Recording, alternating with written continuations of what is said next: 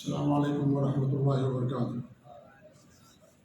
الحمدللہ رب العالمین الرحمن الرحیم مالک یوم الدین، واشہد ان لا الہ الا اللہ وحدہ لا شریک لہ، واشہد ان محمدا عبدہ ورسولہ صلوات اللہ وسلامہ علیہ وعلی آلہ وعلی اصحابہ ومن اہتدی بہدیہ واستنى بسنتہ الی یوم الدین، وبعد۔ معزز سامعین و ناظرین، ابھی ہماری گفتگو اس کتاب کے مصنف علامہ امام مجدد شیخ الاسلام ابن تیمیہ رحمۃ اللہ علیہ کی جو تمہید ہے یا جو مختصر خطبہ انہوں نے بیان کیا ہے، اسی کے تعلق سے ہماری گفتگو چل رہی ہے۔ اور اس سے پہلے واشہد ان لا الہ الا اللہ وحدہ لا شریک لہ، اقرارا بہ و توحیدا، یہاں تک ہماری گفتگو پہنچی تھی۔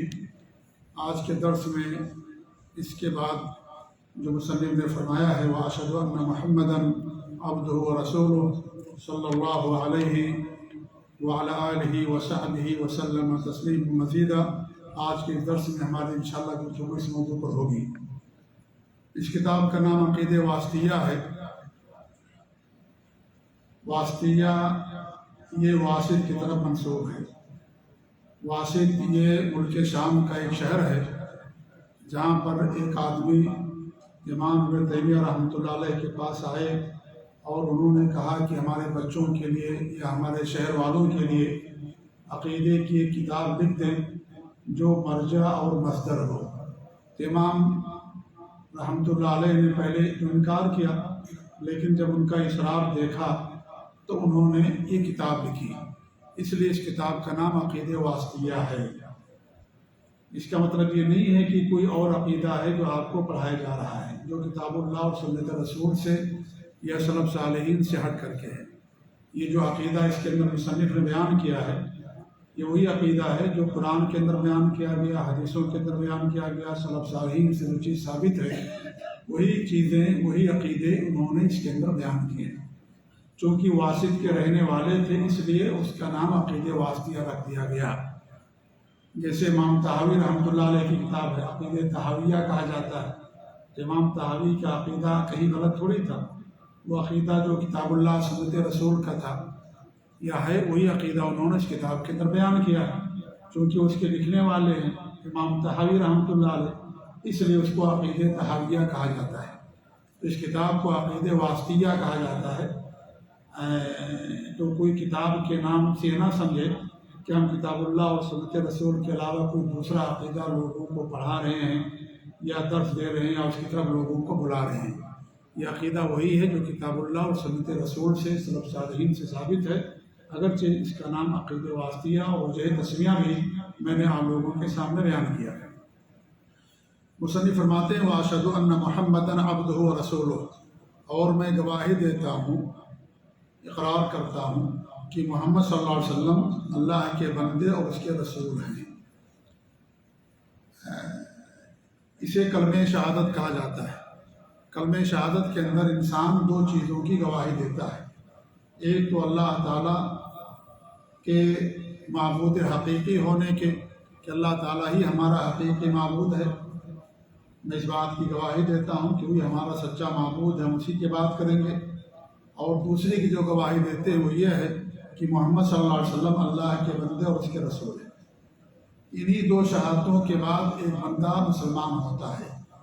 اگر وہ صرف اللہ تعالیٰ کے ایک ہونے کی گواہی دے اور محمد صلی اللہ علیہ وسلم کے نبی اور رسول ہونے کی گواہی نہ دے تو مسلمان نہیں ہوگا۔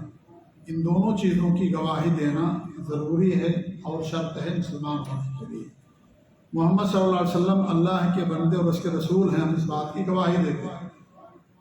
گواہی یہ کئی چیزوں کو لازم ہے یا اس کے اندر کئی معنی داخل ہیں۔ سب سے پہلی بات تو یہ ہے کہ جب ہم اللہ کے رسول صلی اللہ علیہ وسلم کے رسول ہونے کی گواہی دیتے ہیں تو اس کا مطلب یہ ہے کہ آپ نے جو چیزیں فرمائی ہیں ہم آپ کی مکمل اطاعت اور تابع داری کریں گے۔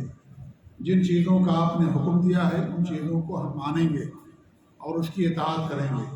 یہ پہلی چیز ہوتی ہے کہ اطاعتہ فیما امر، کہ ہمارے نبی نے جن چیزوں کا حکم دیا ہے ہم ان کی اس میں اطاعت کریں گے، آپ کی باتوں کو مانیں گے، اتباع کریں گے۔ دوسری بات یہ ہے کہ جن باتوں سے ہمارے نبی نے منع کیا ہے ان چیزوں سے ہم دوری اختیار کریں گے۔ جس چیز سے بھی ہمارے نبی نے منع کر دیا اس سے دوری اختیار کریں گے۔ یہ دوسری بات ہے۔ تیسری بات یہ ہے کہ تصدیق ہو فیما اخبر، ہمارے نبی نے جو کچھ ہمیں خبر دیا ہے، جو کچھ باتیں ہمیں بتائی ہیں، اطلاع دی ہیں، وہ ساری باتوں کی ہم تصدیق کرتے ہیں اور آپ کو سچا مانتے ہیں۔ وہ ساری باتیں آپ کی سچی ہیں، چاہے ان باتوں کا تعلق گزرے ہوئے زمانے سے ہو، چاہے ان باتوں کا تعلق آنے والے زمانے سے ہو، آخرت سے متعلق ہو، غیبیات سے متعلق ہو، ان تمام باتوں کو ہم برحق اور سچ مانتے ہیں۔ ہم اس کی تصدیق کرتے ہیں کہ ہمارے نبی نے جو بتایا ہے وہ باتیں سچی ہیں۔ قوموں کے بارے میں بتایا آپ نے، قوم اسرائیل کے بارے میں، جو قومیں گزر چکی ہیں ان کے بارے میں جو کچھ بتایا وہ سب برحق ہے، سچی باتیں ہیں، کیونکہ آپ صادق مصدوق ہیں، اللہ کے نبی ہیں۔ اللہ رب العالمین وحی کے ذریعے سے آپ کو باتیں بتاتا تھا، تو آپ اس کی بنیاد پر لوگوں کو بتایا کرتے تھے۔ تو آپ نے جو کچھ بتایا ہم اس کی تصدیق کرتے ہیں۔ آنے والے زمانے کے تعلق سے جو کچھ آپ نے بتایا ہم اس کی تصدیق کرتے ہیں۔ قیامت کی نشانی آپ نے بتائی، قیامت کے تعلق سے آپ نے بتائی بہت ساری باتیں، یا آنے والے زمانے میں بہت ساری چیزیں رونما ہوں گی، وہ ساری باتیں جیسے آپ نے بتائی ہیں ویسے ہی ہوں گی۔ تو ان تمام چیزوں کی ہم تصدیق کرتے ہیں، اس کو سچ مانتے ہیں۔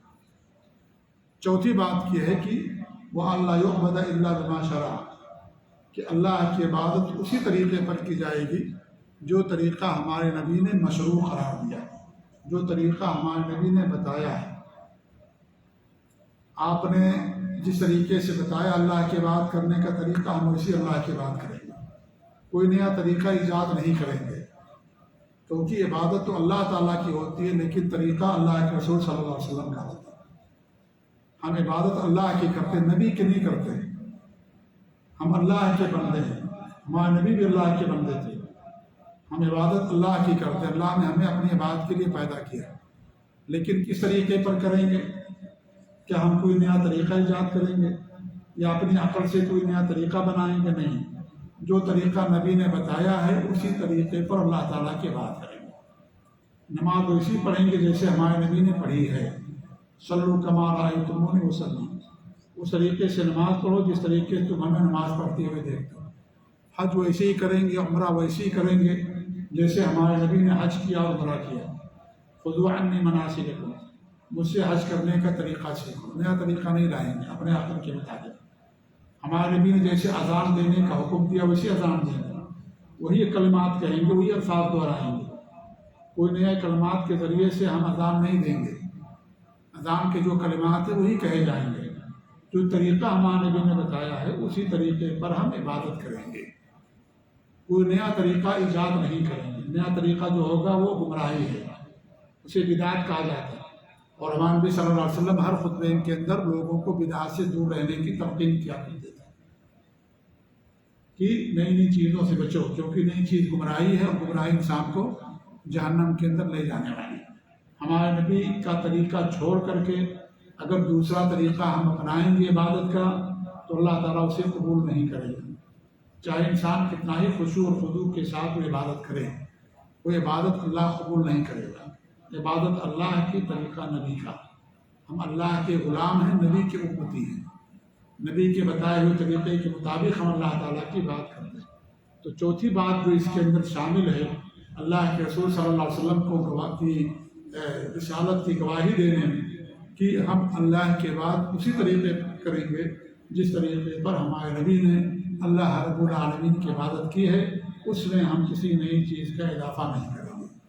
ایسے یہ بھی شامل ہے کہ آپ اللہ تعالیٰ کے آخری نبی اور رسول ہیں، آپ کے بعد دنیا کے اندر کوئی دوسرا نبی اور رسول نہیں آئے گا۔ اللہ رب العالمین نے آپ کو خاتم النبیین بنا کر کے بھیجا، آپ پر نبوت کا دروازہ اللہ نے بند کر دیا، اب آپ کے بعد کوئی دوسرا نبی نہیں آئے گا۔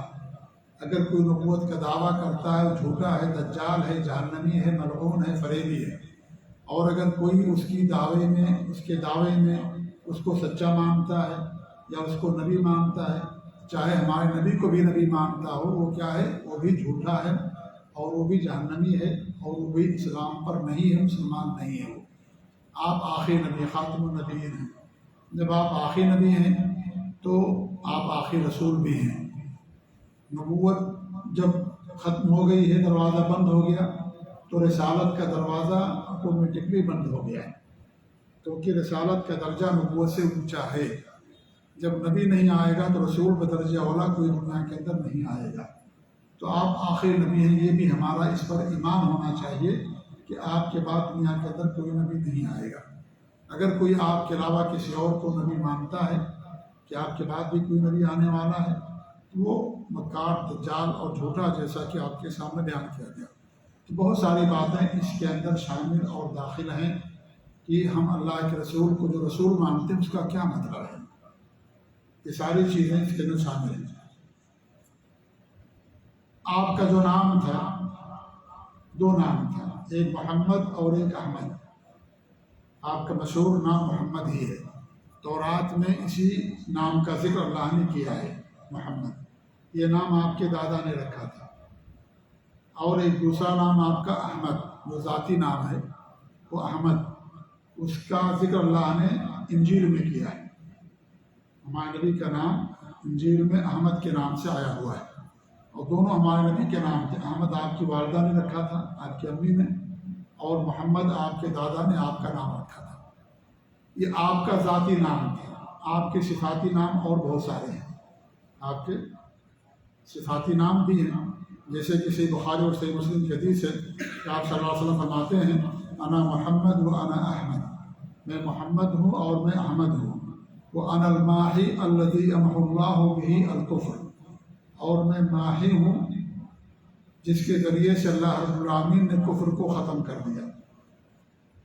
ماحی مانے ختم کر دینے والا۔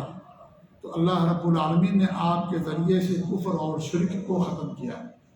جب آپ دنیا کے اندر مبعوث ہوئے تو کفر اور شرک تھا دنیا کے اندر، توحید نام کی کوئی چیز تھی نہیں، شرک کرنے والے لوگ تھے۔ مکہ کے اندر جو خانہ کعبہ ہے، جو توحید کا سرچشمہ ہے، اس کے اندر 360 بت لوگوں نے رکھ دیا تھا۔ کفر اور شرک کا اڈا نعوذ باللہ لوگوں نے اسے بنا دیا تھا۔ جو توحید کا سرچشمہ تھا، اسے لوگوں نے کفر اور شرک کا اڈا بنا دیا تھا۔ ہر جگہ کفر ہوتا تھا، بدعت اور بت پرستی ہوتی تھی، قبر پرستی ہوتی تھی، اللہ کو چھوڑ کر کے دوسروں کی بات کی جاتی تھی، اللہ کے علاوہ دوسروں سے مدد مانگی جاتی تھی۔ شرک اور کفر کا بازار گرم تھا۔ تو اللہ رب العالمین نے آپ کے ذریعے سے کفر اور شرک کا خاتمہ کیا، اللہ اور کما کیا۔ اس لیے آپ کا ایک نام الماحی بھی ہے، یہ آپ کا وصفی نام، وصف صفت ہے آپ کی۔ اس طریقے سے آپ فرماتے ہیں، انا الحاشر الذی احشر الناس علی قدمی، اور میں حاشر ہوں، لوگوں کو میرے قدم کے نیچے جمع کیا جائے گا۔ مطلب یہ ہے، حاشر کا مطلب یہ ہے کہ آپ سب سے پہلے اٹھائے جائیں گے۔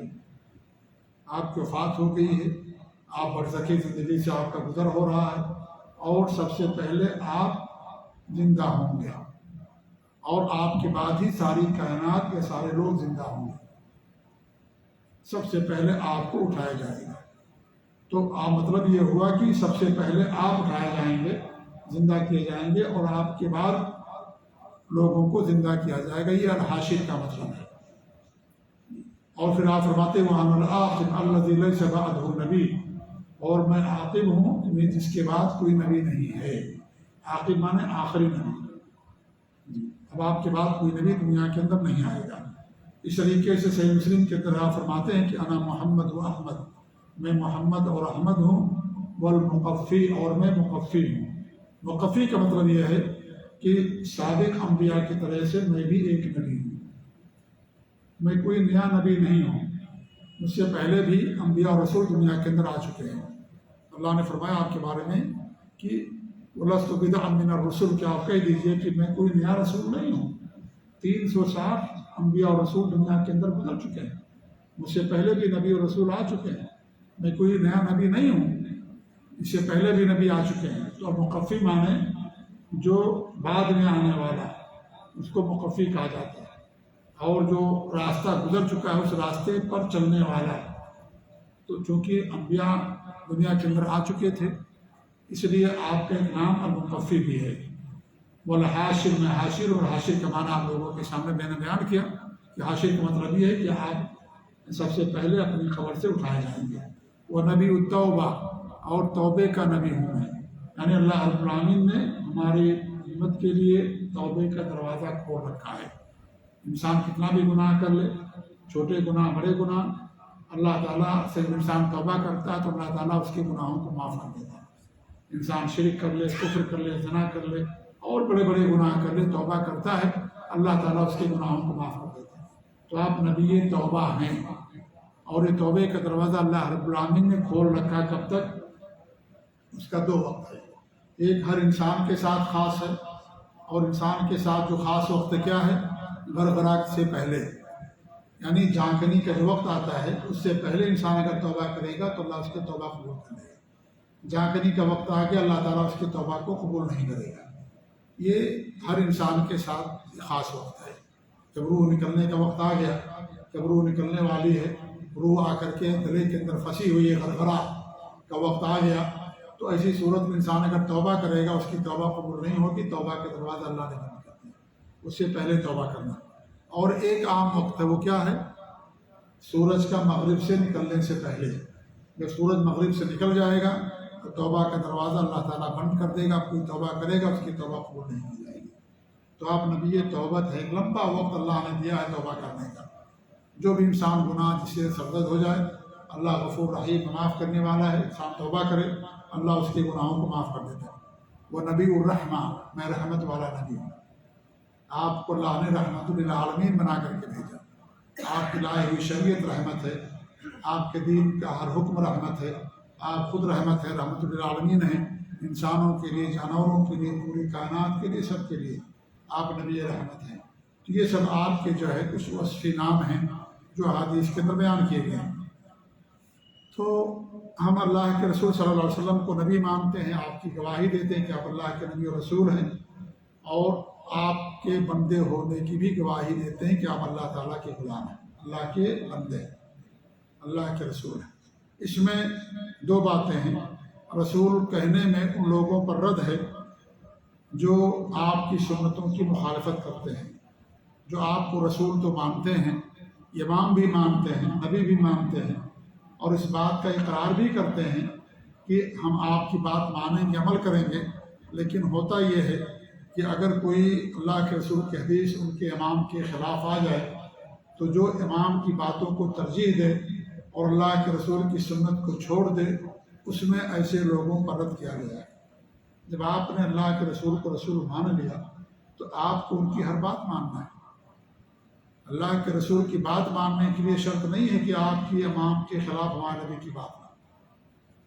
آپ کی امام کی بات ماننے کے لیے شرط ہے کہ امام کی بات نبی کے قول کے موافق ہو، نبی کی سنت کے موافق ہو، کیونکہ آپ سب کے نبی ہیں، سب کے امام ہیں، سب کے پیشوا اور رہبر ہیں۔ اگر کوئی اللہ کے رسول کو رسول تو مانتا ہے لیکن آپ کی باتوں کو تسلیم نہیں کرتا ہے، گویا کہ آپ کی تنقید کرتا ہے، گویا کہ آپ کی کوتاہی، آپ کی شان میں گستاخی کرتا ہے۔ رسول ماننے کا مطلب یہ ہے کہ آپ کی بات کو تمام باتوں پر ترجیح دی جائے گی، آپ کی ہر بات قبول کی جائے گی، چاہے ہماری عقل میں آئے نہ آئے، چاہے ہمارے امام کے خلاف ہو نہ ہو، ہمیں اللہ کے رسول کی ہر بات کو ماننا ہے۔ اور ہر امام نے ہمیں یہی تعلیم دی ہے کہ ہماری کوئی بات اگر حدیث کے خلاف ہے تو میری بات کو رد کر دینا، اللہ کے رسول صلی اللہ علیہ وسلم کی باتوں کو لے لینا۔ ہر امام نے بات کی، امام ابو حنیفہ نے بھی یہی فرمایا کہ صحیح حدیث میرا مذہب ہے، جب حدیث پہنچے میری بات کو چھوڑ دینا، دیوار پر مار دینا۔ امام مالک نے فرمایا، امام شافعی نے فرمایا، امام احمد بن حنبل نے فرمایا، ہر امام نے فرمایا کہ اگر ہماری کوئی بات حدیث کے خلاف ہے تو میری بات کو رد کر دینا، میری بات کو دیوار پر مار دینا۔ لیکن آج ہوتا کیا ہے؟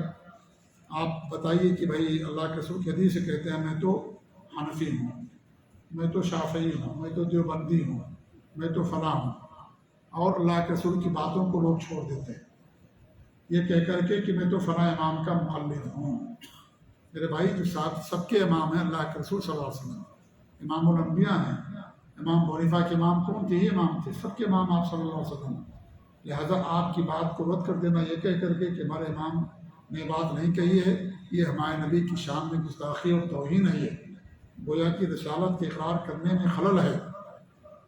وہ کہ آپ اللہ کے رسول کو امام نہیں مانتے، آپ اسی وقت اللہ کے رسول کی بات مانیں گے جب اللہ کے رسول کی بات جو ہے نا آپ کے امام کے موافق ہوگی، نعوذ باللہ۔ گویا کہ آپ کی نظر میں آپ کا امام بڑا ہے، اللہ کے رسول چھوٹے ہیں، نعوذ باللہ۔ کتنی بڑی بات ہو جاتی ہے۔ اس لیے ہمارا ایمان ہونا چاہیے، ہمارا عقیدہ ہونا چاہیے کہ ہم اللہ کے رسول کی اتباع پیروی کریں گے اور ہر نبی کی ہر بات کو مانیں گے، چاہے ہمارے معاشرے کے خلاف ہو، ہمارے امام کے خلاف ہو، ہمارے ماں باپ کی تعلیمات کے خلاف ہو۔ ہم اللہ کے رسول کی امتی ہیں، ہم امام ابو حنیفہ کی امتی نہیں ہیں، امام شافعی کی امتی نہیں ہیں، نعوذ باللہ۔ ہم اللہ کے رسول کی امتی ہیں، اس لیے اللہ کے رسول کی بات کا ماننا واجب اور ضروری ہے۔ اگر کوئی نہیں مانتا ہے تو یہ بہت بڑی گمراہی ہے یہ، اور اماموں کی باتوں کے خلاف ہے یہ۔ تو رسول میں یہ کہہ کر کے اس بات کی طرف اشارہ کیا گیا ہے کہ اللہ کے رسول کو رسول اس وقت آپ مانیں گے جب ان کی تمام باتوں کو سب پر آپ فوقیت دیں گے، سب پر آپ ترجیح کریں گے۔ ہم اماموں کی باتوں کو بھی مانتے ہیں، لیکن اس شرط کے ساتھ کہ اس امام کی بات حدیث کے موافق و حدیث کے خلاف نہ ہو۔ اگر حدیث کے خلاف ہے تو اس کی بات کو رد کر دیتے ہیں، اور ہر امام نے ہمیں اسی بات کی تعلیم دی۔ اس لیے آپ دیکھیے امام کے فتوے بدل جایا کرتے تھے، امام سے کسی نے فتویٰ پوچھا اور جواب دیا، ان کو حدیث مل گئی، اس فتوے سے رجوع کر لیا۔ امام شافعی رحمۃ اللہ علیہ کو دیکھیے، امام ابو حنیفہ رحمۃ اللہ علیہ کو دیکھیے، کتنے ایسے ان کے فتاوے ہیں جب انہیں حدیث ملی انہوں نے اپنے پرانے فتوے سے رجوع کر لیا، ان کو حدیث نہیں معلوم تھی، اجتہاد کیا انہوں نے۔ لہذا اجتہاد اگر حدیث کے موافق ہے تو لیا جائے گا، اگر حدیث کے خلاف ہے تو اجتہاد کو رد کر دیا جائے گا، اور امام کو ثواب ملے گا کیونکہ انہوں نے اجتہاد کیا۔ اور اجتہاد امام کب کرتا ہے؟ جب اس کے پاس حدیث نہیں ہوتی۔ اگر حدیث ہوگی تو اجتہاد نہیں کرے گا۔ اجتہاد کی ضرورت کب پڑتی ہے؟ جب حدیث انسان کے پاس نہ ہو، کیونکہ ہر حدیث کا علم ہر امام کو نہیں تھا کہ وہ کہے کہ مجھے ساری حدیثیں معلوم نہیں، ایسا نہیں تھا۔ اس لیے حدیث آ گئی، اجتہاد ختم ہو گیا۔ اجتہاد کب لیا جائے گا، کب کیا جائے گا؟ جب حدیث انسان کے پاس نہ ہو۔ تو ہمیں اللہ کے رسول کی باتوں پر عمل کرنا ہے۔ معراج میں آپ نے تمام انبیاء کی امامت فرمائی تھی۔ ہمارے نبی نے کیا فرمایا؟ اگر موسیٰ علیہ السلام بھی زندہ ہو جائیں اور میری بات کو چھوڑ کر کے کیا نام ہے لوگ ان کی تباہ کرنا شروع کر دیں تو انہیں بھی اس کے علاوہ کوئی چارہ نہیں ہوگا کہ ہماری باتوں پر ہی وہ عمل کرے۔ یعنی اللہ کے رسول صلی اللہ علیہ وسلم حضرت موسیٰ کے بارے میں فرمائے، اور عیسیٰ علیہ السلام دوبارہ دنیا کے اندر آئیں گے تو ہمارے نبی کی حدیثوں کے مطابق فیصلے کریں گے۔ وہ نبی بن کر کے نہیں آئیں گے، امتی بن کر کے آئیں گے۔ کون؟ حضرت عیسیٰ علیہ السلام۔ وہ نبی تھے لیکن جب آئیں گے دوبارہ دنیا کے اندر تو امتی بن کر کے آئیں گے، اس لیے ہمارے نبی کی حدیث کے موافق فیصلے کریں گے۔ تو جب ان کے لیے جائز نہیں ہے کہ اللہ کے رسول کی حدیث کو چھوڑ دیں، نہ موسیٰ علیہ السلام کے لیے نہ عیسیٰ علیہ السلام کے لیے، تو کسی اور کے لیے کیسے جائز ہو سکتا ہے؟ تو میرے بھائی یہ بہت بڑا لمحہ فکریہ ہمارے لوگوں کے لیے، ہمارے ملک والوں کے لیے، کہ لوگ دیکھیں گے آپ کتنی سنتوں کی مخالفت ہوتی ہے، حدیثیں نہیں عمل کرتے، اس لیے کہ ہمارے نبی ہمارے امام نے نہیں کہا رفع دین نہیں کریں گے نماز میں کیونکہ ہمارے امام نے نہیں کیا۔ بھئی آپ کے امام کو اللہ کے رسول کے رفع دین کرنے کی حدیث نہیں پہنچی تھی، اس لیے انہوں نے نہیں کیا۔ ہم اللہ کے رسول کی امتی ہیں، زور سے آمین نہیں کہیں گے، لوگ سینے پر ہاتھ نہیں باندھیں گے۔ یہ جو مسائل کی بات ہے، عقیدے میں دیکھیے لوگ غلط عقیدہ رکھتے ہیں اللہ کے رسول صلی اللہ علیہ وسلم کے بارے میں یا اللہ کے بارے میں۔ اللہ تعالیٰ ہر جگہ موجود ہے، اور کہیں گے ہم تو فلاں امام کو ماننے والے ہیں، جبکہ ان کے امام کا عقیدہ یہ نہیں تھا۔ ان کے امام کا عقیدہ یہ تھا، تمام چاروں اماموں کا عقیدہ تھا کہ اللہ تعالیٰ عرش پر جل وعلا ہے۔ امام ابو حنیفہ، امام شافعی، سب کا عقیدہ تھا یہ، لیکن نہیں مانیں گے ان کو غلط بتا دیا گیا، غلط پڑھا دیا گیا۔ تو یہ میرے بھائیوں کو گمراہی ہے۔ یہ ہمیں حدیث مل جائے، اللہ کے رسول کی سنت مل جائے، ہمیں اس کے اوپر عمل کرنا ہے۔ ہم یہ نہیں چھوڑ سکتے اللہ کے رسول کی سنتوں کو کسی امام کی بنا پر۔ امام کے لیے عذر ہے کہ ان کے پاس حدیث نہیں پہنچی، اس لیے ان کے پاس عذر، ہمارے پاس کوئی عذر نہیں، ہمارے پاس حدیث آ گئی، الحمدللہ حدیث پہنچ گئی، ہمیں اس کے مطابق عمل کرنا، اس کے مطابق ہمیں زندگی گزارنا۔ جی نماز ہوتی ہے فجر کی، لوگ سنتے پڑھتے رہتے ہیں، کہتے ہیں امام ابو حنیفہ کے مذہب میں یہ ہے کہ پہلے سنت ہے بعد میں فرض ہے۔ اللہ کے رسول کی حدیث کیا ہے؟ ہمارے نبی فرماتے ہیں کہ جماعت قائم ہو جائے تو اس جماعت کی نماز کے علاوہ کوئی دوسری نماز نہیں ہوتی۔ آپ سنت بعد میں پڑھ سکتے ہیں، آپ سنت بعد میں پڑھیے، یعنی کہ جماعت قائم ہے فجر کی اور آپ سنت الگ سے پڑھ رہے ہیں، مسجد میں آپ آئے اور جماعت کھڑی ہے اور آپ الگ سنت پڑھ رہے ہیں، یہ حرام ہے ایسا کرنا۔ اللہ کے رسول کے حدیث اذا اقیمت الصلاۃ فلا صلاۃ الا المکتوبہ، جب فرض نماز کے لیے اقامت کہہ دی جائے تو فرض نماز کے علاوہ کوئی دوسری نماز نہیں ہوتی۔ ہمارے لوگ سنتیں پڑھتے رہتے ہیں، دسیوں لوگ دیکھیں گے، یہاں تو کم نظر آتے ہیں، لیکن ہمارے ملک میں جا کر کے دیکھیے، اگر ان کی مسجد میں چلے جائیے، جماعت کھڑی ہے، 20-25 لوگ نظر آئیں گے، 40-50 لوگ الگ الگ سب سنت پڑھ رہے ہیں، نعوذ باللہ من ذالک۔ کیا ہے یہ سنت کا اور حدیث کا مذاق، جماعت کا مذاق ہے۔ جماعت قائم ہے، کیا جماعت میں شامل ہو جائے، فرض نماز کا درجہ اونچا ہے، سنت آپ بعد میں پڑھ سکتے ہیں، سورج نکلنے کے بعد پڑھ لیجئے، یا تو جماعت ختم ہوگی اس کے فوری بعد پڑھ لیجیے۔ تو یہ جو ساری چیزیں ہیں، لیکن ہمارے یہاں لوگ عمل نہیں کرتے، کہتے ہم تو حنفی ہیں، اس لیے ہم ان کی بات مانتے ہیں۔ بھائی قبر میں اللہ امام حنیفہ کے بارے میں نہیں پوچھا جائے گا، نبی کے بارے میں پوچھا جائے گا، جی ہاں، کسی اور امام کے بارے میں نہیں پوچھا جائے گا۔ اللہ کے امام حنیفہ کے لیے عذر ہے، ان کو حدیث نہیں ملی تھی، اس لیے انہوں نے ایسا فتویٰ دیا ہوگا، اگر دیا تو کیا ان کا فتویٰ بھی ہے کہ نہیں؟ کتنے فتوے ایسے جو لوگوں نے غلط ان کی طرف منسوخ کر دیا، ان کا فتویٰ نہیں ہے وہ۔ لوگ ہمارے یہاں حلالہ کرواتے ہیں طلاق دینے کے بعد 3 طلاق، پہلے شوہر کو حلال کرنے کے لیے، حلال کرنے کے لیے، کہتے امام حنیفہ کا غلط ہے، یہ امام حنیفہ پر الزام ہے، یہ امام حنیفہ کا فتویٰ یہ نہیں ہے، جی ہاں، کہ جو ہے بیوی کا حلالہ کرایا جائے اور 1-2 رات کے لیے کسی شوہر کسی آدمی کے پاس بھیج دیا جائے اس کو، یہ حرام ہے شریعت کے اندر، ان پر الزام ہے باقاعدہ۔ کتنے فتوے ایسے ہیں جو لوگوں نے غلط منسوخ کر رہا ہے امام حنیفہ رحمۃ اللہ علیہ کی طرف، ان سے بری ہیں۔ تو اگر مان بھی لی جائے کہ کوئی فتویٰ ان سے ثابت ہے اور وہ فتویٰ ان کا حدیث کے خلاف ہو گیا تو کیا کریں گے؟ خود امام نے فرمایا ہے کہ صحیح حدیث میرا مذہب ہے، میری بات کو چھوڑ دینا، اور ان کے لیے عذر ہے کیونکہ ان کو حدیث نہیں ملی تھی۔ تو ہماری ذمہ داری بنتی ہے میرے بھائیوں کہ ہم جب اللہ کے رسول کو رسول مانتے ہیں تو ان کی اتباع کرنا، ان کی پیروی کرنا ہے۔ امام کی بات ہم مانتے ہیں، سر آنکھوں پر پیشانی کا جھومر بنا کر کے رکھتے ہیں، لیکن کب؟ جب حدیث کے موافق، اگر حدیث کے خلاف ان کی بات نہیں مانیں گے، ہم ان کی عزت کرتے ہیں، ان کا ادب احترام کرتے ہیں، ان کو جنت کے بالا خانے میں ہم دعا کرتے ہیں کہ اللہ تعالیٰ تمام اماموں کو جنت کے بالا خانے میں جگہ دے، اور مجھے اور انشاءاللہ العزیز اللہ کی ذات سے قوی امید ہے کہ سب جنت کے بالا خانوں میں ہوں گے۔ لیکن اس کا مطلب یہ نہیں کہ ہم ان کو نبی اور رسول کا درجہ دے دیں، ان کی ہر بات کو مان لیں، نبی کی بات کو چھوڑ دیں ان کی بات کی وجہ سے، نہیں، یہ حرام ہے ایسا کرنا۔ تو رسول مانتے نبی کو تو اس کا مطلب یہ کہ آپ کی باتوں کو بھی ماننا، اگرچہ ہمارے امام کی بات ان کے خلاف ہے، جی ہاں، کیونکہ کسی امام نے نہیں کہا کہ میری بات حدیث کے خلاف ہے تو بھی ماننا، کسی بھی نے بات نہیں کہی۔ تو یہ اس میں اس بات کی طرف اشارہ وضاحت کے طور پر موجود ہے۔ عبد کہنے میں اس بات کی طرف اشارہ ہے کہ اگر کوئی اللہ کے رسول صلی اللہ علیہ وسلم کو وہ مقام دیتا جو ان کا مقام نہیں ہے، وہ بھی حرام ہے۔ جو غلو کرتے ہیں، جیسے کہ اللہ کے رسول صلی اللہ علیہ وسلم کے بارے میں عقیدہ رکھتے کہ آپ عالم الغیب ہیں، یا اس طریقے سے اور آپ کے بارے میں جو ہمارے یہاں بہت سارے لوگ کہ آپ کی وفات نہیں ہوئی، کچھ لوگ ہیں جو کہتے ہیں کہ ہمارے نبی کی وفات اور موت ہی نہیں ہوئی، آپ زندہ ہیں۔ بھئی قبر میں آپ کی برزخی زندگی ہے، دنیا کے لحاظ سے آپ کی وفات ہو گئی، تو کوئی آپ کی شان میں غلو کرتا ہے کہ آپ عالم الغیب ہیں، دنیا کا نظام چلاتے ہیں، دنیا کی ہر بات جانتے ہیں، آپ ہمارے گناہوں کی مغفرت کرواتے ہیں، آپ جو ہے آپ ہی کے پاس دنیا کا خزانہ ہے، اور جب آپ سے مانگ لیں گے تو سب کچھ ہمیں مل جائے گا۔ آپ میں اور اللہ میں صرف میم کا فرق ہے، اللہ احد ہے اور آپ احمد ہیں، میم ہٹا دیجیے، کوئی فرق نہیں، میم میں نقطہ بھی نہیں، آپ بغیر نقطے والے احمد ہیں۔ لوگ ایسی باتیں کرتے ہیں، جی ہاں، تو یہ سب کیا ہے؟ آپ کی شان میں غلو ہے ساری چیزیں۔